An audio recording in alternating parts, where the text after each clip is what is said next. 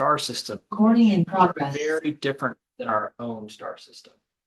And now with a sample size of 3 and hopefully more to come in the near future with Rubin Observatory, we're starting to, let's say, examine the very real possibility that we're going to have the star systems outside our solar system having their small body populations come and visit us, coming to our doorstep and allowing us to examine them in detail. So the very first one of these objects, which was called One-Eye Oumuamua, was found by Pan-STARRS on Mount Haleakala, Maui. And this was the first object which had an eccentricity quite much larger than 1. There were other comets which we think are originating from inside the solar system, which have an eccentricity greater than 1, such as 1980 Bowl, which had an eccentricity of 1.06.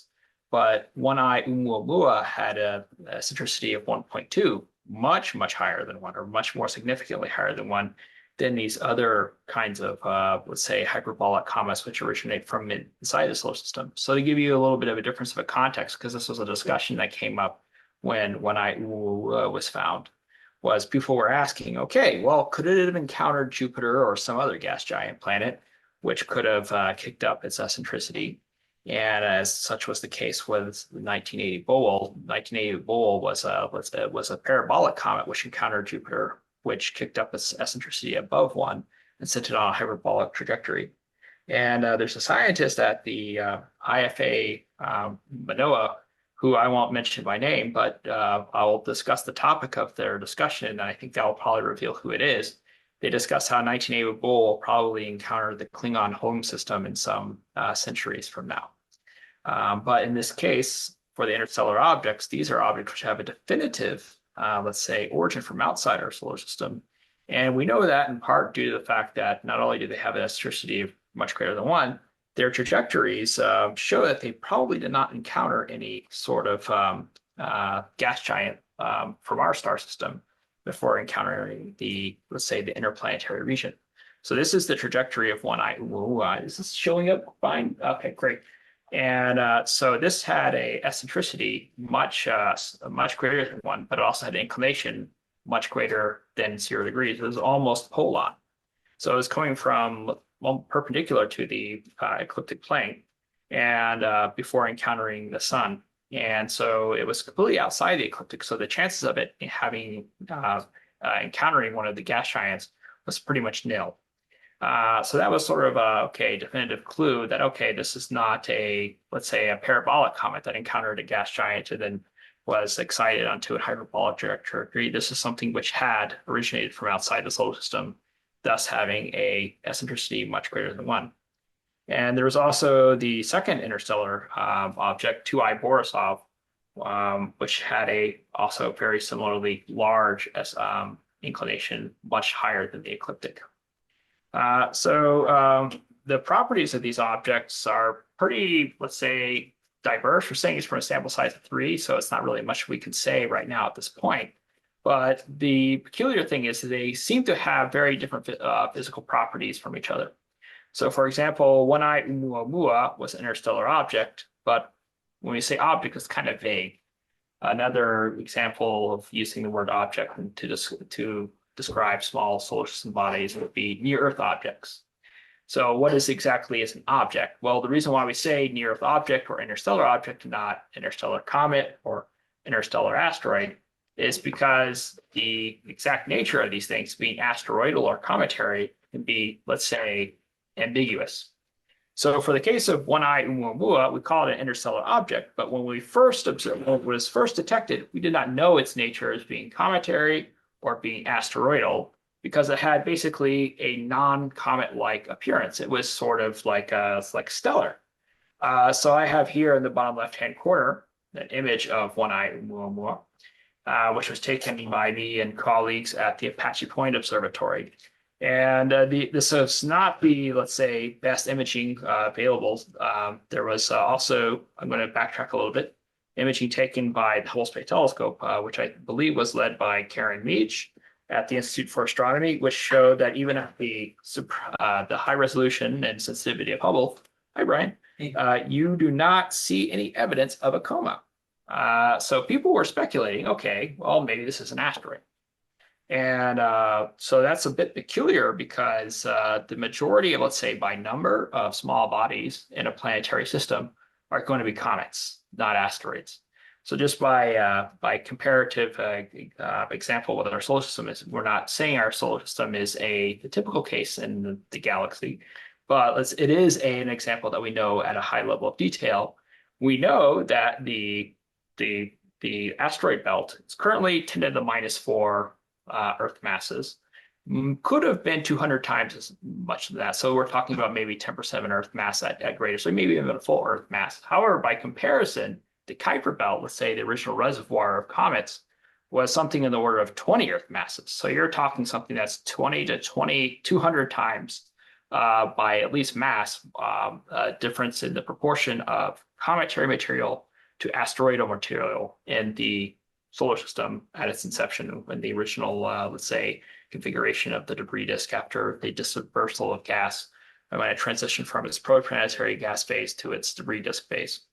So when we saw Oumuamua and we say, okay, wow, okay, it doesn't have any evidence of showing comet-like behavior, it was a little bit startling because we know that there's something like 200 times more objects that are comet in a planetary system typically compared to asteroidal type objects. However, this was kind of a detail. It was later discovered that Oumuamua exhibited comet-like properties that were not exactly evident from the imaging alone. Has something to do with its orbit, and that its orbit is being perturbed by non-gravitational acceleration, which could be due to a low level of outgassing. So it is a true comet in a way, but it is not let's say, a comet that you can immediately recognize as being a comet for visual inspection of high resolution, high sensitivity imaging. Another peculiar thing about Oumuamua is that it had very large light curve amplitudes, something in the order of 2 magnitudes. And that implies that it has, once you take into account the shadowing effects and phase angle effects and other geometric effects, that it has an axial ratio of 6:1. It's not exactly known if it's an axial ratio in the like a prolate or oblate sort of direction. So you could have something that's kind of like a pancake versus something that is kind of like a needle. So the peculiar nature of this was evident the fact that you have this large light curve amplitude, which was detected by myself and colleagues with the Apache Point telescope. But colleagues here in Hawaii, using telescopes here in Hawaii, also were able to verify this as well, including Gemini. There's I don't have it here in this slide, but there's results that were led by Michael Dreyhaus, which had covered the full rotation of Oumuamua, which showed that it had a peak-to-peak light curve amplitude of around 2 magnitudes. And Oumuamua is about 250 meters in size. It's a small object. We can discuss what that implies about the population of objects in the galaxy that are of small body or, let's say, planetary origin. So contrast that with 2I Borisov. It has a very comet-like appearance. This was something that was discovered much further out from the sun, and this is due to the fact that that comets have a lot of dust, and that increases their light scattering cross section, which makes them brighter further from the sun compared to if they were inactive. Oumuamua, we caught right as it was flying out of the solar system, going past the Earth within about half an AU from the Earth. However, 2I Borisov was detected as far out as 5 AU from the sun and about 4 AU from the Earth. So we saw it coming out much further, coming into the solar system much further out. And even at that large distance, there is evidence of it having a comet-like appearance, of having something like a tail. And so this was, okay, you had a sample size of 2 at that point, but you have an inactive object and you have a very active object. And Borisov was not, let's say, super peculiar in the sense of having strange properties. Oumuamua seemed strange because it had a very large axial ratio, or apparently a large axial ratio, let's say large light curve amplitude. And it had a non-comet-like appearance, which seemed to suggest that it may have, like little to no volatile activity in its structure and its on its taking place on its surface. Whereas 2I Borisov would appear to be extremely active. And there's some details with that of why it's more active compared to Oumuamua. It could be due to a number of reasons, but one of the reasons could be is that the processes that affect its surface properties, its physical properties as it's orbiting in the galaxy, could have been, let's say, less severe compared to an object like Oumuamua, where Oumuamua experienced more this kind of, let's say, space weathering, intergalactic space weathering, where it accumulated a crust on its surface, which sort of trapped its volatiles. Whereas Borisov, for whatever reasons it may have had, that process may have been less severe for it, so that when it encountered the heat of the sun, since leaving its star system, it started to volatilize, started to outgas and produce, along with the gas, dust, creating this coma-like tail. With 2I Borisov, you are looking at a comet, which is when you're detecting the comet, it's a combination. The light scattering cross section is a combination of the light scattering cross section from the dust as well as from the nucleus. So it's actually very difficult to ascertain its size, but using high resolution adaptive optics as well as high resolution observations from Hubble, you can put upper limit constraints on the size of the object. You cannot measure the lower limit because you would have to basically find a way to remove all of the contribution to the light scattering cross-section from the tail.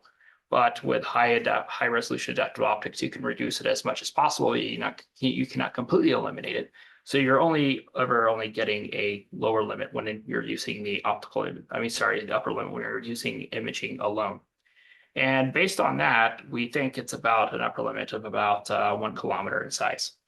So it's an upper limit. It's not, let's say, as easily comparable to 1I Oumuamua, but it does suggest that these interstellar objects so far are not huge. They're not gigantic, like Star Destroyer or Death Star like objects.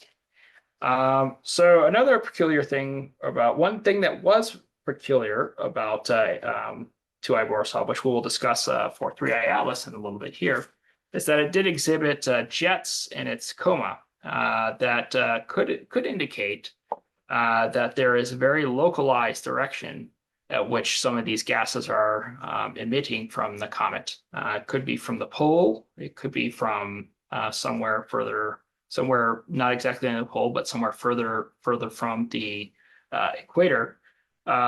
This basically gives us an indication of the seasonal effect on the comet. I don't have that plot here to show you, but it was actually measured that for this particular comet that there was a significant change in the comet's activity as it neared the sun and left the sun. And this could be due to the fact that you have seasonal variations in where the heat of the sun, the subsolar point, is located on the comet as it nears the sun and leaves the sun. And so this suggests that perhaps the location of cometary volatiles on the surface of this comet is not homogeneous, that they're actually they're anisotropically distributed over the surface of the comet. So I'm going to now talk about 3I Atlas. And this was the most recent. So we had a little bit of a drought in the interstellar objects. We had in 2017 the discovery of Oumuamua. Sorry, excuse me. In 2019, the discovery of 2I Borisov, but it wasn't until July of this year that we had the third interstellar object discovered, 3I Atlas. And this one was so obviously interstellar because it had a eccentricity of 6, and whereas 2I Borisov had an eccentricity of 3, and Oumuamua had an eccentricity of 1.2. So once the orbit gets refined, the orbit's determined fairly well. You have, let's say, many sigmas above an eccentricity of 1. Where, for example, Oumuamua, when its orbit was less well determined, there was not so obvious in terms of the number of sigmas difference between the uncertainty on its eccentricity and the eccentricity value and the eccentricity of 1. So the difference in this case would be between an eccentricity of 6 and an eccentricity of 1.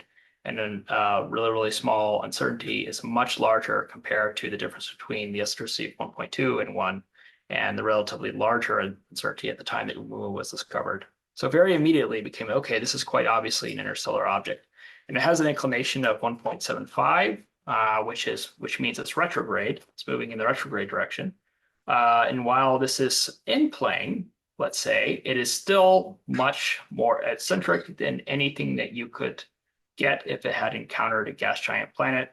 And backwards integrating the orbit, we saw that it had never encountered Jupiter or Saturn or Neptune or any of the other giant planets in our solar system. Maybe there's Planet 9 or something out there, but Planet 9 is thought to be on a 30 degrees inclination, and so having a 175-degree inclination, you're avoiding Planet 9. So even if it had encountered, even if Planet 9 does exist, there's no way that this object could have encountered it to increase its eccentricity to such a large value. So another peculiar thing about this object is that it has a V infinity of 60 kilometers a second. So it's moving very, very quickly through the solar system. And we didn't have a director time allocation yet for studying interstellar objects. So I used Apache Point again a few days after it was observed. I actually observed the night after the discovery, but the Palomar 200-inch, but only got it with a few bands, but I got it with GR and I and Z a few days afterwards with Apache Point. And within 11 days, we got this paper published in MinRAS Letters after the discovery. I think it was the first peer-reviewed paper to come out on this object. So it's you have to, when you see these things, you have to jump on them very quickly because competing with our paper, there was someone else who published submitted a paper around the same time, and they posted their paper on Archive literally the day after the discovery with like 60-something co-authors. So I don't know how they would get approval from all 60 co-authors in less than 24 hours to post something on Archive so quickly. But we submitted ours before they submitted theirs and posted it on Archive soon after. So for future interstellar objects, we need to have something that is sort of like rapid TOO, where as soon as the discovery occurs, like within hours, you can trigger a target of opportunity observation and then have like, a template for interstellar object paper already written where you just fill in all the blanks and put in the plots. As soon as the data are taken from Gemini, you grab them off the archive and reduce them and put them into the paper and then get everyone's pre-authentication to agree to be on the paper and submit it to archive immediately. So just thinking for future interstellar objects discovery, this is something that we need to plan to do in this way. But in talking about the peculiarity of this object, because that's something that everyone wants to talk about, it's like, okay, how does this compare to other interstellar objects or other solar system-like objects? And I would say compared to Borisov looked more typically like a solar system object or a solar system comet, but in terms of the colors, Oumuamua and 3 Atlas are a little bit more atypical. So I made this plot here in G minus R versus R minus Z color space. And for a very, very simplistic, let's say first pass, let's look at the comet and see what its properties are like. This is an okay way to show that. It's not the best way, but if you want to just do something very quick, like quickly characterize this object with a minimum amount of time, this is an okay way to do that. So to kind of describe what's going on in this plot, we have a mixture of solar system asteroids as well as solar system comets and solar system Kuiper belt objects in this color space. So I'm going to talk about the asteroids first. So we have G minus R on the x-axis and R minus Z on the y-axis. And not only is the position in G minus R versus R minus Z plotted for the asteroids, they're also colorized depending on their location within that color space.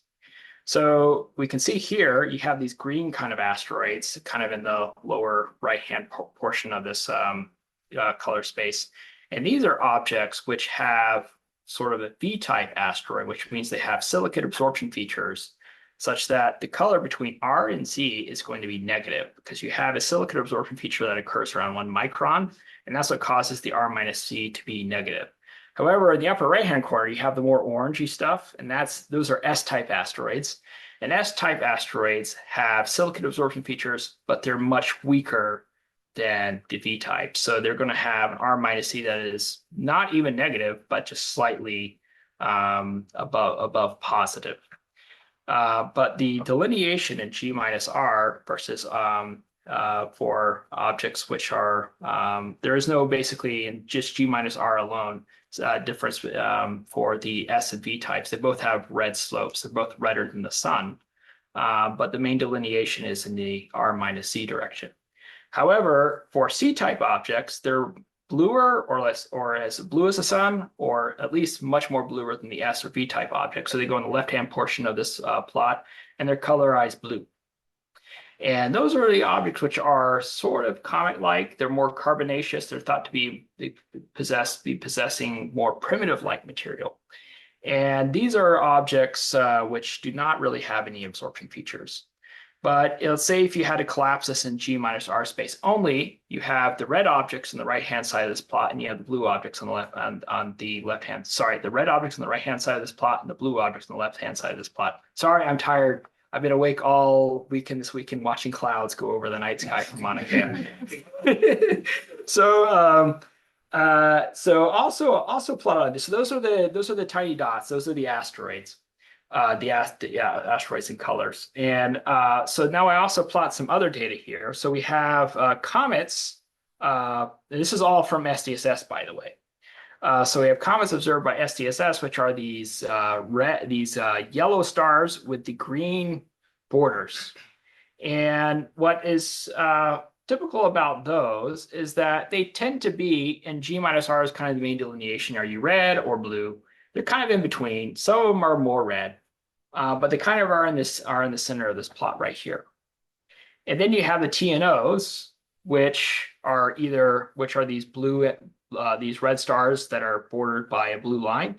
And these can be very red. They can go all the way out here, as well as there's some blue ones as well. And there's some reasonings for that. You have different taxonomic types in the Kuiper Belt object space. And we're starting to discover why that is with JWST. I'm not going to go into a discussion of why that is, but basically we're starting to discover there are different taxonomic types in the Kuiper Belt, kind of like we have S and C and V types for the asteroids. You have different taxonomic types, and some are very red and some are more blue.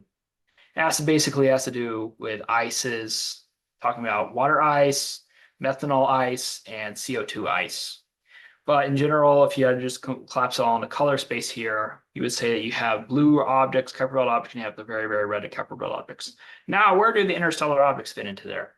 So I have plotted the colors of the interstellar objects as measured from their G, R, and Z observations.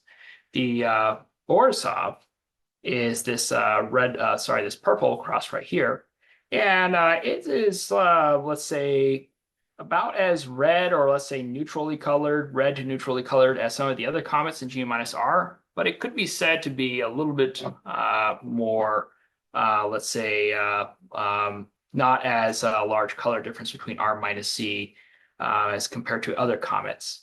And there could be a variety of reasons why this is. It could be due to Rayleigh scattering, because it was observed to have had smaller dust particles that were on the micron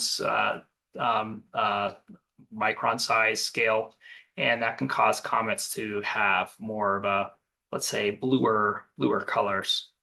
But it's not atypical, because you can see there's some comet objects which are located, these red bordered yellow stars which are nearby. So it's not, let's say, super atypical. And if you look at Oumuamua, which is this yellow cross right here, it looks kind of like a Kuiper Belt object. We'll say the more red Kuiper Belt objects. It's an inactive object, which most Kuiper Belt objects are. We can talk about how that can affect the color measurements, because you're not really comparing apples to oranges here, comparing active objects to inactive objects. But Oumuamua was, for all intents and purposes, basically an inactive object, and it had more Kuiper Belt objects like colors. So that kind of adds to its, let's say, possible origin as a comet, or at least coming from where a lot of the comets come from, like a exoplanetary comet reservoir. Now, if we look at for this again, keep in mind this is taken in July 11th. So this is really early on when we first observed when 3I Atlas was discovered. Um, but 3I Atlas had pretty red colors for a comet, and so I'd say that's maybe the atypical thing for this.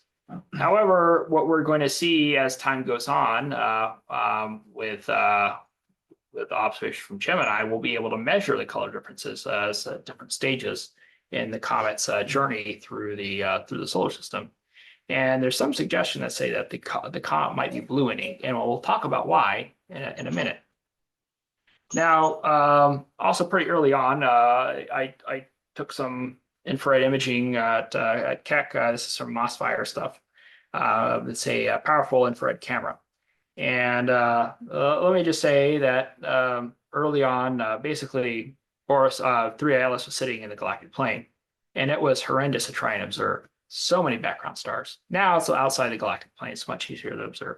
But we were observing this in the infrared, near infrared, with a camera while there were so many infrared camera while there were so many background stars. So that's why the background stars here don't subtract so well. It's not. I need to do this a bit more processing here, but we're also able to obtain a spectrum, which is very painful to do with such a crowded background field. But we don't really see any evidence of well, this is not the greatest signal to noise in the world. Because not all the frames could be used to the high concentration of background stars, but there's not really anything atypical here. This is a pretty neutral, it's a pretty flat spectrum in the near infrared. There's no real evidence of let's say ice or silicates or anything that would make the spectrum red as you go into the infrared. However, more recently, in August of 27th, one thing we did see. Oh, I just want to also note in the infrared, as what we see in the infrared as well as in the visible, or very early on, the comet didn't really have let's say, a very strong tail. Obviously it had a coma, but it was more of a condensed coma with a slight, let's say, asymmetry pointing in the sun direction. However, there wasn't really an anti-solar tail. So I plotted in these plots here. The sun's direction is going to go into the. I have to look at your perspective now to make sure I get the direction right. It's going into as the sun direction is in the upper right-hand direction. So usually you would see a comet tail going in the opposite direction, as you did for 2I Atlas. So you have the sun direction here is in the lower left-hand corner, and you have this beautiful tail going into the upper right-hand corner right here. So usually that's how it should go. You should see an anti-solar direction tail. However, for 3I Atlas, we saw slightly asymmetry pointing towards the sun. However, and that was in July. However, in August, we got some beautiful imaging that was taken by a DD program led by Ellen Asabi and with help from others at Gemini and Karen Meach at the Institute for Astronomy, which showed that the comet had started to develop an anti-solar tail. And so it took quite a while for it to develop, but you see quite a nice anti-solar tail in all four filters, U, G, R, and I. And so this is the extent of which is about 30 arc seconds, where before it was pretty compact within 3 arc seconds. You had a compact coma within 3 arc seconds. And even at ground-based resolutions, about 1 arc second, it was still apparent that it was a comet-like object. But now it's very obvious. Okay, this is definitely a comet, very comet-like tail. And so we also had to really, using the power of Gemini Observatory, we got some really great spectra of this object. And this is what really is diagnostic of the volatile contents of this comet.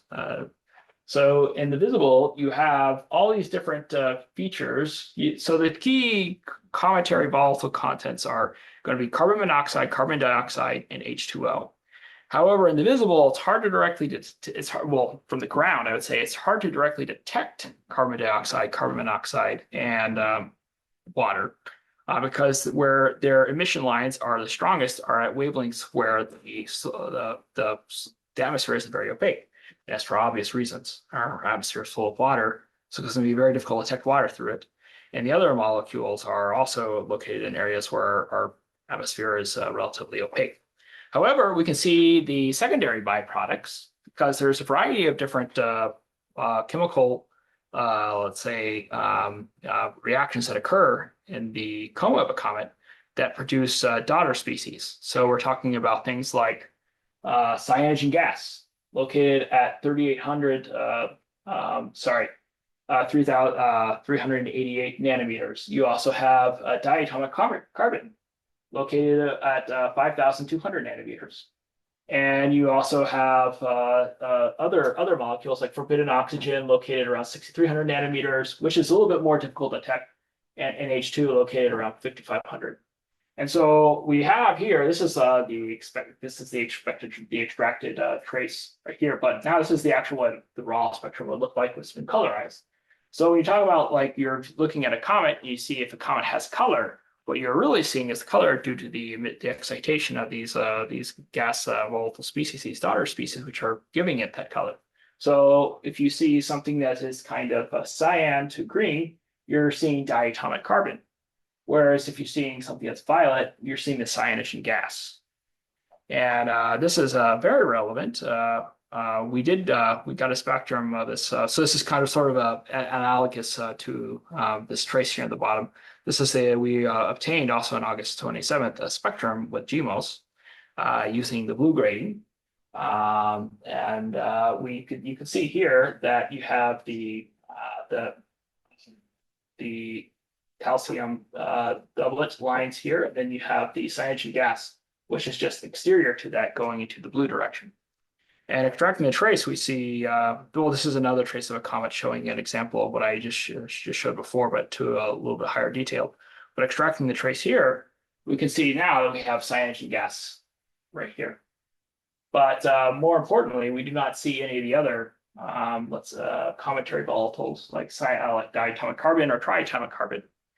But a few weeks later, after our observations on August and late August, someone, Michael Yeager, he's a famous comet astrophotographer, saw that the comet started to turn more of this green color. And so that's kind of where you're starting to see more of the C2 right here. You're starting to see more of the green color coming from the emission of diatomic carbon. And so I asked Elena if we could change some of our program time to take a spectrum right before this comet goes into a solar conjunction.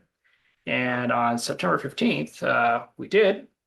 And so now you have the cyanogen gas, very, very bright, but thanks to the high signal noise of the data from the sensitivity of the spectrograph, we also now have triatomic carbon, and we also have the C2 at 4,400 and 5,200 angstroms. And so that is giving us this green color. And it's very, very, it's small, but it's the signal to noise is high enough that this directly resembles this kind of structure here that you would have had for C2. This is from eBay et al. For a different comet, but you have this kind of like ramp, and you have kind of these little jagged lines here. This for C3, you have, I call it like a kind of like a castle looking thing. But this is definitely C2. And right here we have I didn't include the wavelength dithers in here. You do have the gaps right here, but the C2, the second C2 emission line right here at 4,400 angstroms. And so the fact that you see both of them and that they're on all four dithers, so this suggests that this is real, so that we detected a diatomic carbon for the first time. Yes? So the discontinuity in the continuum of like 5,200 angstroms, that's as a result of the C2 emission. So it's a wide emission. Is that right? Yeah, so you have this kind of thing here. It ramps up and then drops. So this is, so it's about, I'd say 10 nanometers in width. What makes it so large? Oh, what makes it so large? Oh gosh, quantum mechanics. It's a lot different, like vibrational states. So this is a lower. I don't know how you when I say high resolution. To me, high resolution is like thousands, but from what I understand, a lot of people consider it to be low, because the kind of features I'm interested in are detect for asteroids are detectable at R100. So 1,000 is like, whoa, that's way too high.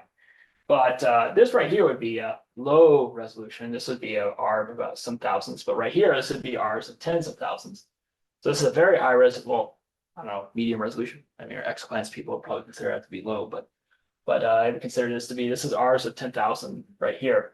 You can really start to see the row vibrational lines there for the C2. I think this was taken using UVIS TVLT.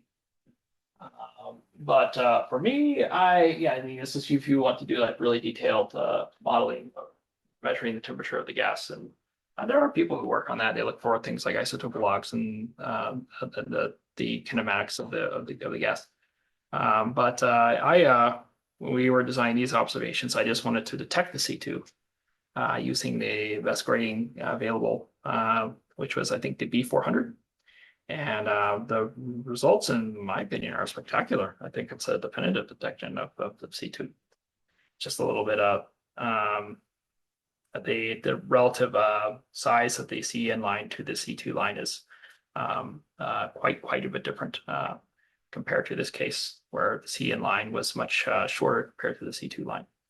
But it's there as a strong, it's a strong detection, and I'm going to measure the production rate. That's something on my to-do list. We have this I don't know what you want to call it, a parade of due dates. I was talking with Cicero. You have all these due dates in September and October, and it's like, come on, give us a break. So but I'll get to that soon. But yes. Quick question. What is the parent molecule of C2? If it's a dissociated product, or it's just. Yeah, so we don't really know. It's a mystery. And I know that's not a very satisfying. I know it's kind of a cop out there, but we know that it's the appearance of C2 is associated with the production of water. There is some kind of reaction that's going on with some carbon chain molecules that is also present inside the comet. And it has to do when the comet is also producing water as well. And when it's in particular, when the dissociation length scale for water is short enough that is comparable to the dissociation length scale of the diatomic carbon. Cyanogen gas is also, it's actually a daughter species, second generation. So it's there's actually, I don't know what you would call it, an uncle, or no, not uncle, grandparent. There's parent and grandparent. We don't know exactly what the parent or grandparents are, but we know that it has, for cyanogen gas, that it has to be two molecules involved before you get the cyanogen gas. But they're all measured. All of these are present in comets where the water production is relatively high, like where you're inside of 3AU. Earlier on, this was we observed when we got this spectrum here. This was taken when the comet was outside of 3AU. It's just starting to cross into the water ice sublimation line. But we did not see the C2 yet. I think it was really Michael Yeager who kind of detected the C2 first, and seeing that the comet turned green. Though there is some artifacts here going on, because you do see greenish stars. So maybe the greenness is a little bit exaggerated, and that can happen with the image stacking software. But I think our spectrum clearly shows, okay, it's kind of, yes, it's true that there is probably some diatomic carbon that's causing the appearance of the green, of a green color in the coma of the comet. So another thing I want to show you we're doing with our Gemini observations is that we're also starting to see jets. So I mentioned that before, 2I Borisov had jets. You can only really see them with high resolution. This is from Hubble. It was very difficult to detect, to see any.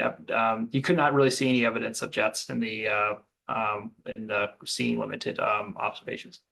But the diffraction limited, certainly, even though, well, Hubble's not really diffraction limited. They broke their camera, that was, but that's a different story.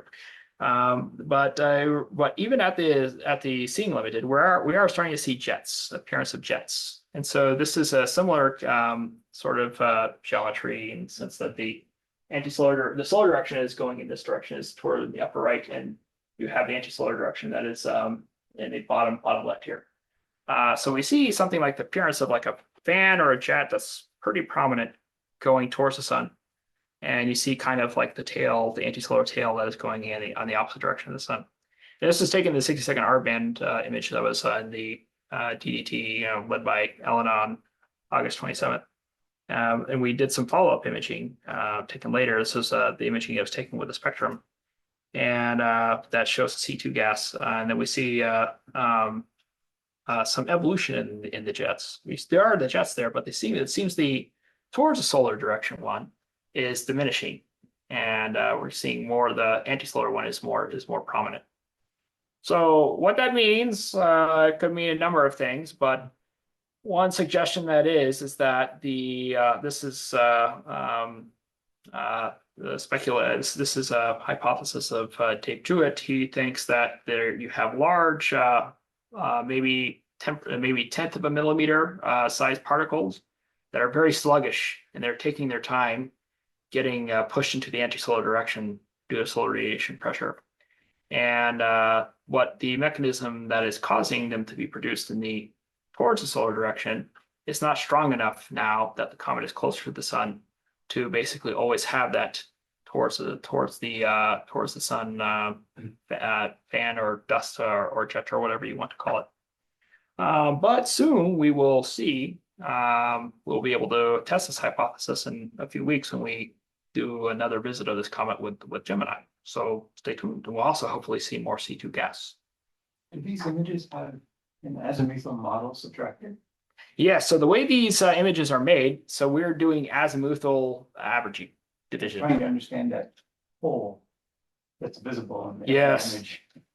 Yeah, so there's some like let's say artistry of positioning the hole.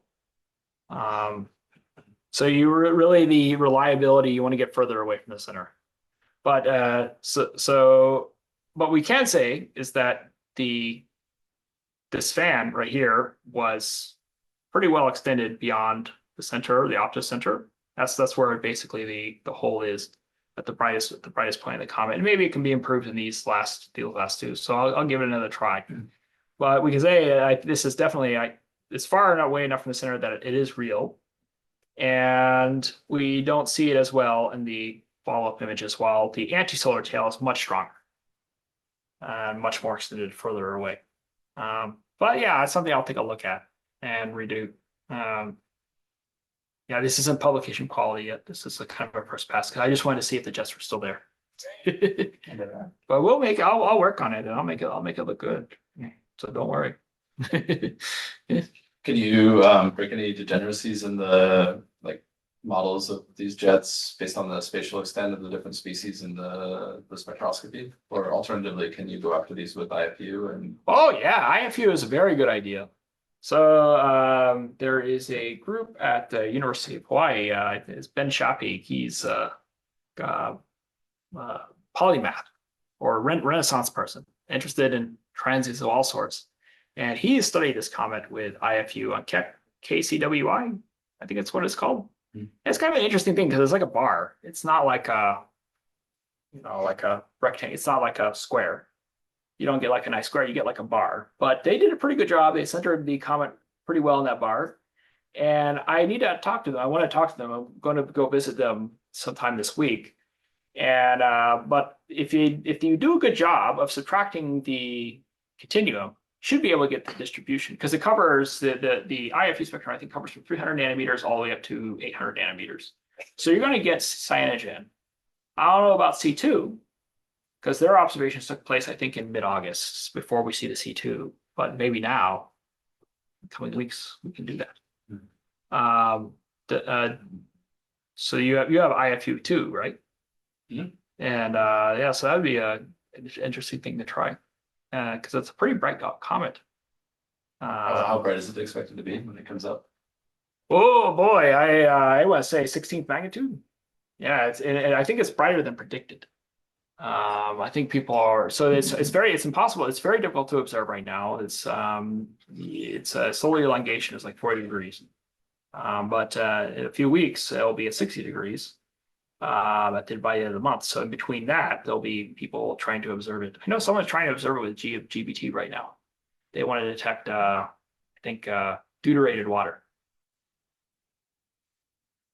And so sorry, I said 40 degrees. That's more like it's more like 25 degrees.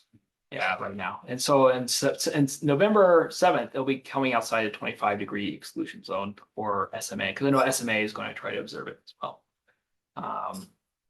So right now it's still a little too early to see exactly how bright it is. But when it was going in, it was like a magnitude brighter than was predicted. And usually there's like a lag in the brightness curve of comets. Usually they're brighter coming out of the sun than going into the sun because there's a sort of a thermal lag. And how that thermal lag activates the activity of the comet, enhancing the dust production, and dust production, increased dust production, enhancing the light scattering cross section, which makes the comet brighter, will be more pronounced post perihelion. So I think it's worth giving it a try. If you had one follow-up question. If you had a choice, would you go for a near-infrared IFU or would you go for optical IFU? Optical. Yes, because from the ground, so I like the infrared a lot. But I think the comet is, so all the interesting features that you can detect from the ground in the infrared are kind of more obscured by all the dust, whereas the gas is going to be a lot more easy to detect.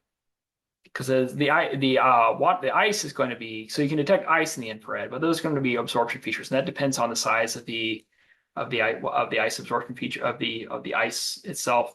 And in a IFU where things are spread out, it might be more difficult to detect those. But whereas gas, I would think you have a good chance of detecting that. If you can do the optical, that would be great. Have you observed comets? Have you observed comets or extended objects before with the IFU? Yeah. I think it's definitely worth a shot. I think you will definitely detect cyanogen gas. C2 would be an interesting thing to detect as well, and seeing how those two things overlap. But you have to be very good at subtracting the continuum. Sorry. Oh, just follow along. If you wanted water, do you expect water dissociated product, hydroxyl OH, which fluoresces in bands a little shorter than that cyanide, 350 nanometer? Yeah. OH is, I don't have the greatest experience doing that because it's so UV, so far into the UV. I think it's perfectly possible. But I think you need really high OH production. Yeah, I don't have any experience going that far into the UV. That seems tough. But someone should give it a shot. I know there's also a possibility of detecting forbidden oxygen if you have a really high resolution. But that's you need really high Doppler shift, and you need high resolution like a shell spectrograph, and you need a very bright comet for that. But it's not impossible. I think someone did that for Borisov actually. I think it was Adam McKay. He did it with the shell spectrograph on a 3.5 meter telescope, and he was able to do that. So I think it's worth a shot if you does Gemini have a super high resolution mode? Like Ghost or what was the oh We don't go that blue though. okay. Yeah. Unfortunately. I was gonna say that if you're interested, you can go for Keck LRS. That goes that way. Yeah, well, so I'm working. So KCWI got it, and I'm working with someone who uses LRIS. It goes very, very UV, but they were having trouble in going below 350 nanometers. I don't know why. I am not so interested in things well below 380 nanometers, but I should be. So I'll try harder. I'm sorry.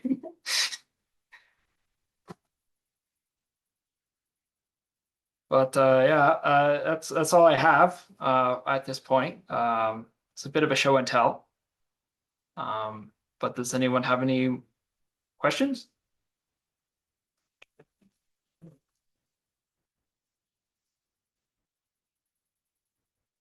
Let's give a chance for online attendees to ask questions. Let's see. If while they're thinking about this, I have a question about your color prompt, which is really cool and informative. So you show some error bars for the interstellar objects, and then along with some like solar system comets. The solar system comets also share the same sort of size of error bars when you interpret code. Yes, so for these objects, the error bars are on the order of the size of the sorry. Let's see here. How do I oh, sorry about that. Yeah, something on my screen that I can see that that y'all can't see apparently, but it makes it difficult to find. So the error bars are on the order of the size of the data points in this case, because they were working with like signal noise. They were looking at really bright stuff. And these were detections accumulated over many, many epochs. And this particular guy, this group, they like to work with signal noise over 50. Oh, okay. So the error bars would be very, very tiny. But my error bars are large. So that's kind of sort of an approximation.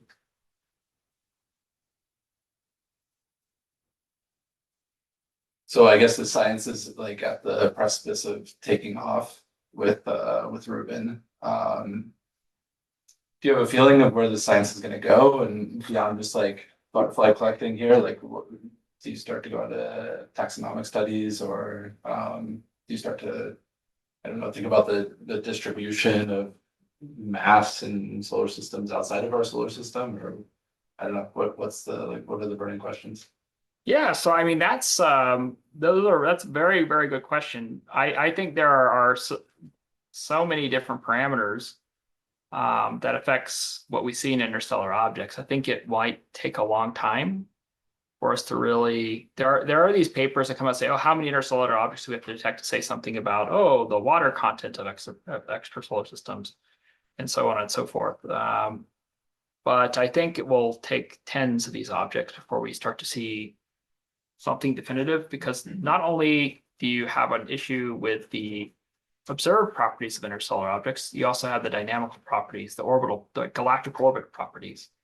And they're very, very different. I didn't talk about it in this talk, but these objects have all three of these objects have very different galactic orbit properties. And that implies very different dynamical ages and different effects that affect the orbits of these objects in the galaxy. And so that can affect where they come from in the galaxy. And that can affect how long they float around the galaxy, how long they've been floating around the galaxy before encountering our star system. So I think it will take a lot of these objects where we can start to see trends. And because this is a very difficult problem in the solar system. In our solar system, and we're just looking at things which originated from our Kuiper belt and are eventually coming into the planetary region, is that the question that we all want to ask here, and it's the question that you're asking for the extrasolar systems as well, is what were the volatile contents of the original planetesimals? But there are a lot of effects that take place in between then when they formed in the protoplanetary disk and when we're detecting them now. And a lot of that is unknowable, unfortunately. And so for the galaxy, it's for these intergalactic objects, it's even more unknowable. So I'm going to steal an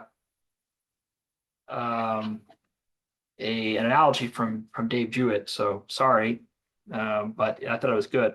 So let's say you have our understanding of the comets is like this pencil, right? You're trying to balance a very, very difficult, like something that's tall and heavy, but has to be balanced on a very, very tight footprint. But now, and this is just for the comets in our solar system, but now for the galaxy, for the extrasolar comets that are now, you're now balancing two pencils on top of each other. So you're taking something that's very tiny, difficult to balance, and putting another thing which is very tiny, difficult to balance on top of that. So you're making the problem exponentially more difficult, I guess.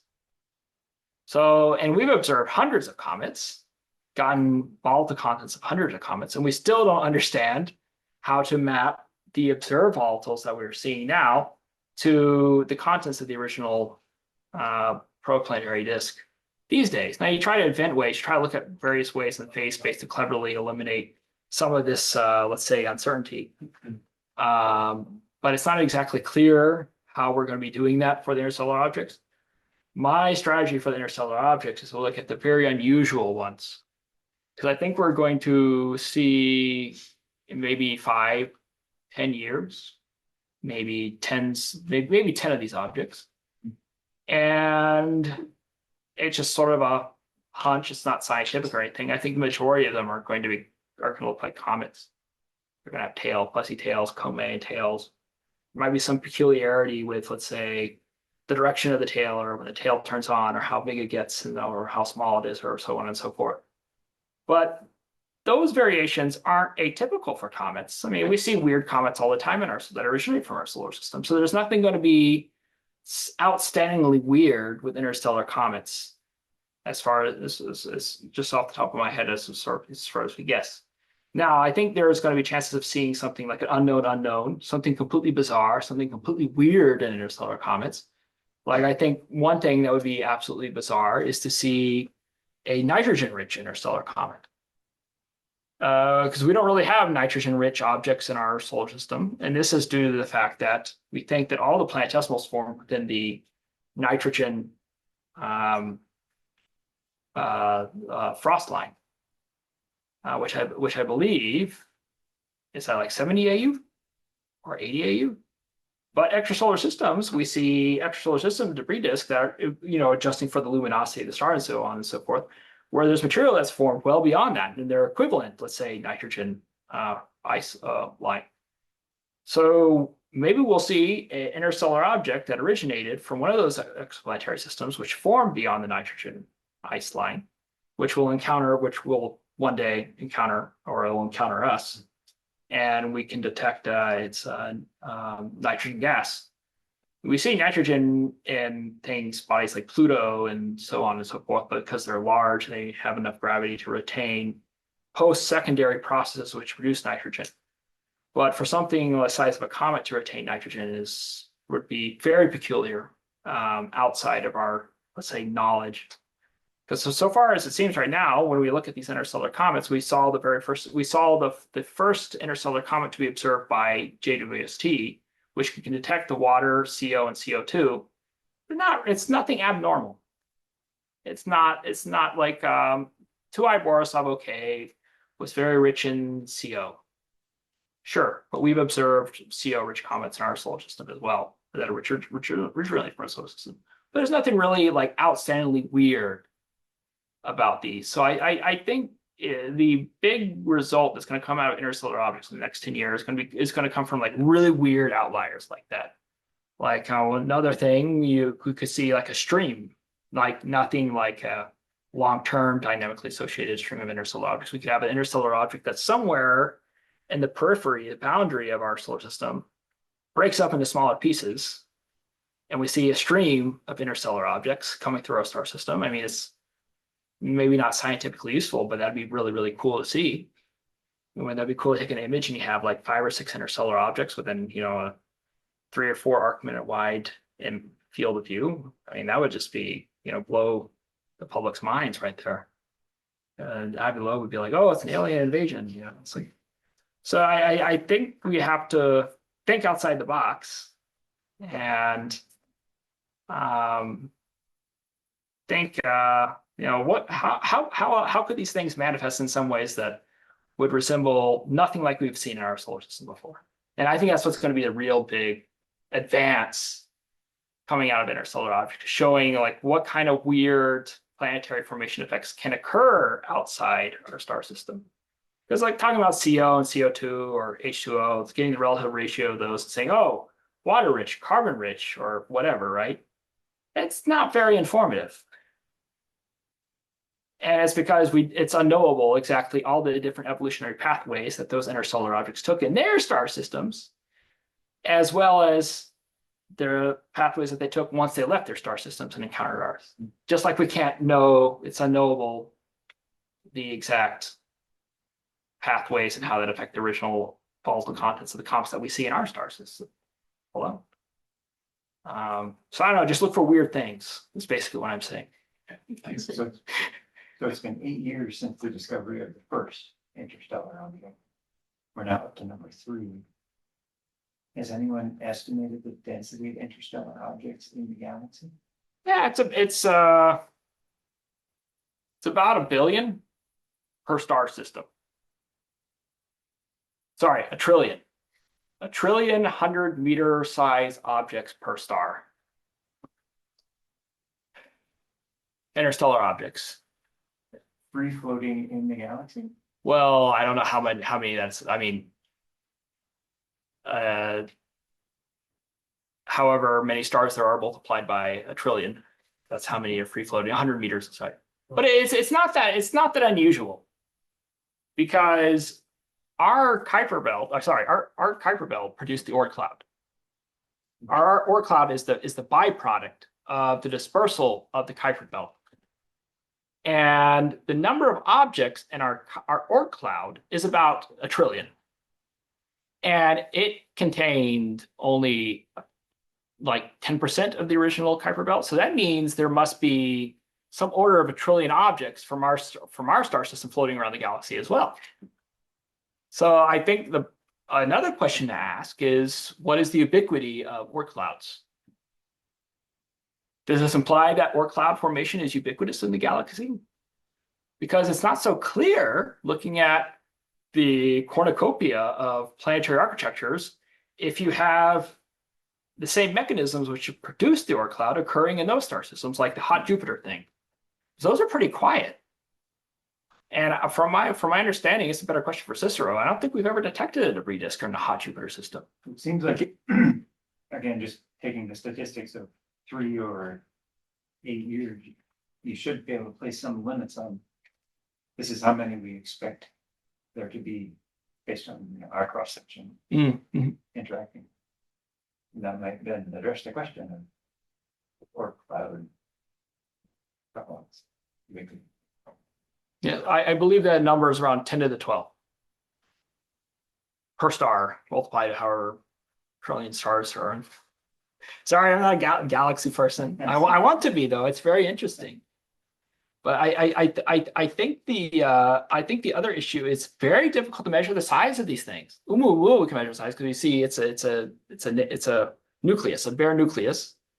But these other things are hidden inside a ball of dust. I talk about this with Cicero sometimes. It's a bit like a cat. You see a big fluffy cat. And if you ever seen, I sometimes watch these videos where they groom the cats. It's like very soothing to watch. So you have this big fluffy cat full of matted fur and everything, and it comes out this beautiful haircut afterwards. But the difference in size between the big fluffy cat before getting the haircut and coming out is huge, because the cat looks big, fluffy, but now it's like this tiny little thing. It's still cute, but it's this tiny little thing. So, or you could have a fat cat and not much of a difference between before and after, because the small cat, you had a lot of fur, long hair, but the fat cat could have short hair. So you have fat cat, large nucleus, small hair, small amount of dust, versus small cat, big hair, small nucleus, and large amount of dust. So it's, you have a degeneracy, let's say, in that way.